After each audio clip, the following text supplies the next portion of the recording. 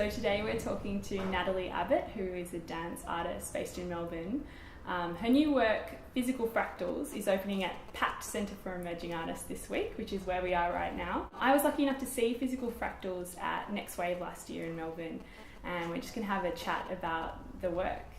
So Nat, I was totally transfixed when I saw your show at Footscray Arts Centre last year.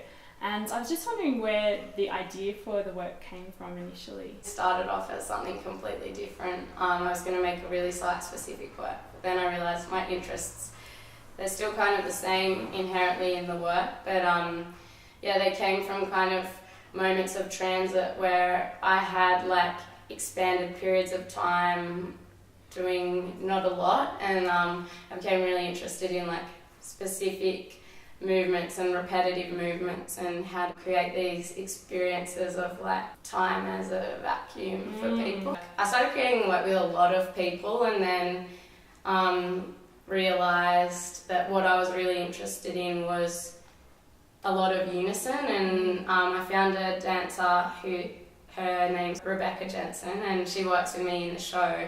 We kind of developed the movement sequences together. So it's a studio-based practice.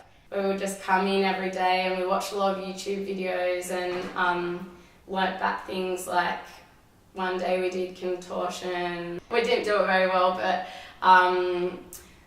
that was kind of the process of like figuring out how to adapt our bodies to these videos we were watching. So we also did bodybuilding and dressage. We found kind of movement material there, and I was really interested in video editing. So with my choreographic process, I'll film everything I do and then chop it all up and put it together in a really incongruent way. And then we try and learn those sequences back. So sometimes it's a bit odd, like we'll be on one side of the screen, then we have to like find a way to be in the next frame. In that way, we started developing this movement score that we could inhabit in the space. It really became about us being in the space together, and we started mapping out the space and the patterns in space, which really started to inform the kinds of movement we chose. And then we were really focused on creating this experience of expanding time and getting people to really focus attention on points of choreography, or being really active and present in the way they view a performance. Because the performance itself is really like total unison, like you have the same haircut, the same outfit, like you're a similar height, and it's just amazing to watch two bodies moving like so similarly that the differences are really noticeable. So the goal of the work is unison, but in that, the way people get drawn to look at the bodies, like being human beings, we pick out differences in people. So I wasn't super specific with the way that I taught the moves or the way that we designed the moves. We were like, oh, it's just, this is the move, and the work is how we do it together in unison and the differences in that unison. And you have been working with a sound artist on Physical Fractals. Can you tell me a little bit about how he has contributed to the work? His name's Daniel Arnott, and he came in a bit later in the piece, and I really knew that I wanted to have more organic kind of sound structure for the work.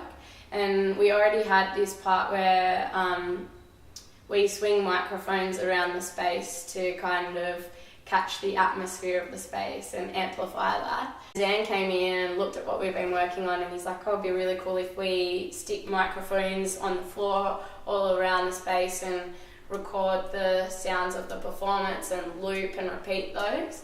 And that's just literally how it worked out, and it's kind of perfect for the work because you don't really pay that much attention to it at the start, and it's quite subtle, and it's just a really organic sound of us in the space, and then it starts to get a bit louder and heavier, and Dan loops it over and over again, and it just kind of builds this intensity of the performance, and it makes you kind of, as an audience, I feel like, because I've never watched the work, I feel like it makes you get really specific about the way you're watching, kind of engulfs you in this oral information, this oral world. So